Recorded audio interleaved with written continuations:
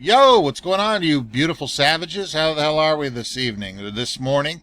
It's almost this morning on a Thursday morning. Let's see what Thursday brings. Weird day. I'm going to bring GME into the mix here a little bit this evening with their earnings call, 10Q form, and the immediate, I'm talking immediate dive down after that. The second that phone hung up on the GME earnings call, the stock dove. We can predict anything that's going to happen with these dudes anymore. 9 months of looking at this son of a gun, we know exactly what they're going to do. So we'll touch on that, touch on a couple AMC things, a disgusting thing on the Fed booting people out of their homes, and how the top 1%, if this article does not make you want to hold this stock and become millionaires and beat these 1% ass bags, I don't know what will. So let's hop right into this son of a gun, right? AMC finished at 46.40, down a little bit under 1%, I believe, in regular trading hours, down a couple percent in after hours. Volume low, I think 85 million or so. We'll touch on that in a second here anyway. But let's pop right into this. Look at this thing. I had to double check. I did not know this. September 8th, 2021. I had to double check the date there. But CNBC's Jimmy Dum Cramer is said to be leaving TheStreet.com after 25 years. I did not know this. Excuse me, folks. Famed Wall Street pundit Jim Cramer plans to leave TheStreet.com, a company he founded 25 years ago, but the media company, the Maven Inc., bought in 2019, Seeking Alpha has learned. A source familiar with the situation told Seeking Alpha that Cramer is expected to leave at the end of the month. What the hell? All right, Jimmy. Well, see you later, bud. Gosh, he looks like Louis C.K. in that picture. I hate that because I love Louis C.K. God dog it. Real quickly, 49,013 calls in the money as of right now. We have a few ammunition pieces over here available for their shorting pleasure, which I'm sure will go down to 500, 400, 300, 600, 800,000. Again, tomorrow. We see it day in and day out, right? We know it's coming. Speaking of what we know is coming, is the pool of darkness.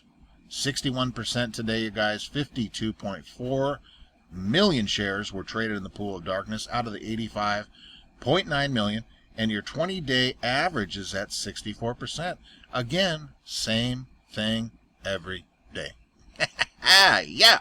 So anyway, I listened to, if you guys did not listen or don't know the story yet, the GameStop earnings report was at 5 p.m. Eastern. I fired it up. I listened to it on, where the hell did I listen to it on? Oh, on Pi-Fi's channel on YouTube, okay? So it fires up, and in the background, I have GME on my TV, hooked to my laptop through the TV. So the chart's up there, right? So I'm listening to it. It was only 10 minutes long, maybe 8-10 minutes long. They basically just announced this. The earnings call, in my opinion, went outstanding. Very well. Pretty much exactly what I thought it was going to be, to pretty close, right? But anyway, they generated net sales of $1.183 billion compared to $942 million in the prior year's second quarter. They have $1.78 billion in cash-ish. Ended the period with no long-term debt. Remember, their debt is wiped completely clean except for this $47.5 million low-interest pandemic loan that they with agreement with the French government, right? This just talks a little bit about the company, and then entered into a 530,000 square foot fulfillment center in Reno, and then they entered into a lease down here in Florida. Okay, so that went very good. Okay, and then as soon the second, you guys, because I hung up, I set down my phone, and I remember looking, and we were right here. GME was right here, 195-ish. The second the phone hung up, zooch, right down to 180. Even lower than that, and then kind of corrected itself, ended up at the one. What crazy, these gosh dang hedge funds every single time are so predictable. The second the phone hangs up, it's like they're watching it and they click the short button right there. It's just sitting next to the hang up button with the earnings call. Hit the short button on GME. Outstanding. We know it's coming, dum-dums. We know. All right. And then onto their 10Q form. I will pop this in there. We'll touch really briefly on a couple things in here that were important. One I didn't see a lot of people talking about, but you're going to want to go to page 32, I believe it is. 33, maybe. Yeah, right here. this is talking about the stock and the risk factors in it, right? Volatility and then short squeezes, it mentions in here too.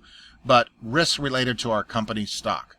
The market price of our Class A common stock has been an extremely volatile and may continue to be volatile due to numerous circumstances beyond our control. They do mention the short squeezes in here.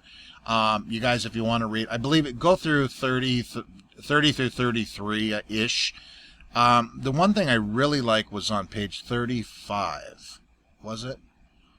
35. Right here. Item 5, other information on page 34. On May 26, 2021, we received a request from the staff at the SEC for the voluntary production of documents and information concerning an SEC investigation into the trading activity in our securities and securities of other companies. Keep that in mind as well. The SEC has since called for additional documents as a follow-up for the initial request. We're in the process of producing those documents and have been intended to continue cooperating fully with the SEC staff regarding this matter. The inquiry is not expected to adversely impact us. Okay, so that does show you double G, SEC's on top of it.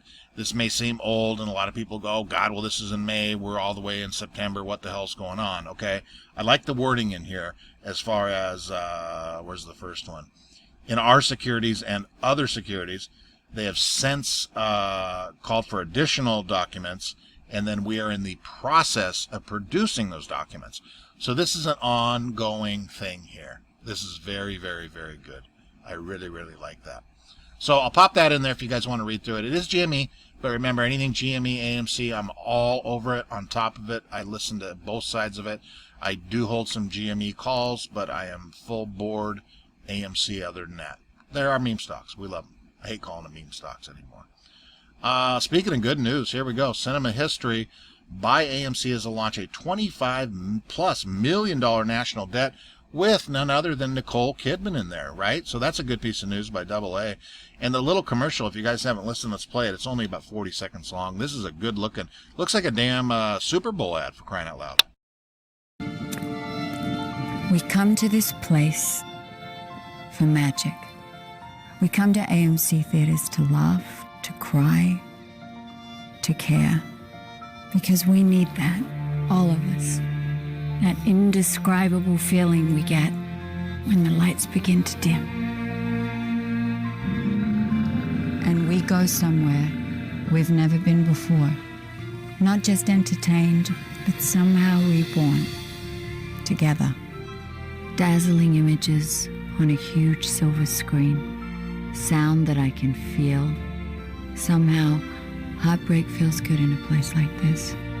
Our heroes feel like the best part of us, and stories feel perfect and powerful. Because here, they are. AMC Theaters. We make movies better. Now, I don't claim to be the biggest fan of commercials, as I'm sure most of you are not, but that is a goddamn mighty fine commercial right there with the outstanding, absolutely gorgeous Nicole Kidman. So well done. That's good. That's going to look good. It looks like a damn Super Bowl commercial. I tell you what, we love it. Thank you, AA. Speaking of more good news, we're just piling on. Good, because I got two pieces of shit news right after this. But anyway, listen to this for 40 seconds. AA talking about GME and AMC. With them, and what would that look like? As you know, we've been telling you it was great suggestions from our new shareholder base ever since they really gained control of the company back in April. One of them, they certainly enjoy their affiliation with AMC. A lot of them enjoy their affiliation with GameStop as well. And they've suggested that the two of us team up. We took questions on our last earnings call, not just from securities analysts, but from retail shareholders. That question came up. I said we made contact with GameStop. We have made contact with GameStop. We are talking, but it's too early to say what the shape of some cooperative marketing efforts might be. Please let us know when you do. We'd love. Now, sure, it sounds like they made a call or whatever. Maybe he's trying to downplay it a little bit. Maybe there's nothing to it. But all I could continue to think about when I watched this was Adam Aaron walking into a room, and there sits Ryan Cohen. Adam takes a seat, and they just look at each other and just start smiling. That's what I picture.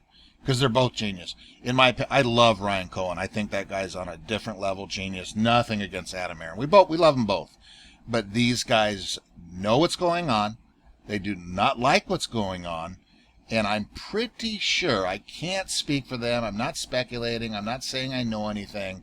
But I would not be surprised if something does happen very soon with these guys before the Moasa is fired up. I really do. That would be great. It would be absolutely outstanding. Okay, now let's touch on a little turd here. I got two. I'm not even going to put these, you guys, both of these next two articles into the turd of a day category. This is disgusting of the day category. The top 1% are evading $163 billion a year in taxes. The Treasury fines. That's all we need to see. There's nothing else to see. If this does not make you want to hold this stock another day, another week, another decade, I don't know what does. These crooked pricks all over the place. $163 billion a year in taxes. We can't skip a year without getting fined out the ass for a couple hundred or a couple $1,000. Dude. Oh, God. Okay, this is sick here. The Fed is helping facilitate trailer park evictions.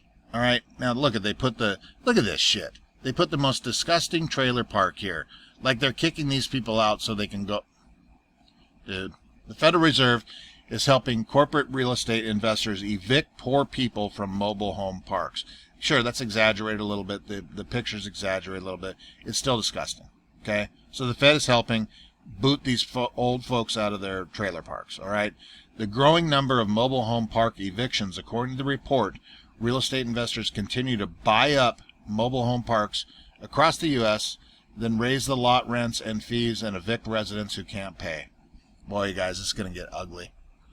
Between that, and then you got another day, 1.15 trillion in the daily reverse repo operations, inflation firing up. Boy, this thing is going to bust to hell. I don't care what anybody says out there. Good night of living. Okay, guys. Oh, I'm going to leave you with this. For your reading pleasure here tonight, Stock Wars AMC versus IMAX. A Benzinga article posted today. Pretty good read. You guys, if you're bored, I will blast that in there for your reading pleasure. Other than that, that is it. Let's see what tomorrow brings. Thursday, I'm going to keep a close eye on both AMC, GME, see what kind of trading they're doing. Let's see what in the hell happens. I think we bust this 48. Gosh darn it, they do not want this thing above $49, 48 and some change. As soon as we hit that 48 range, it's doop, right back down. They don't want it there. Okay, guys, love you. Talk to you later.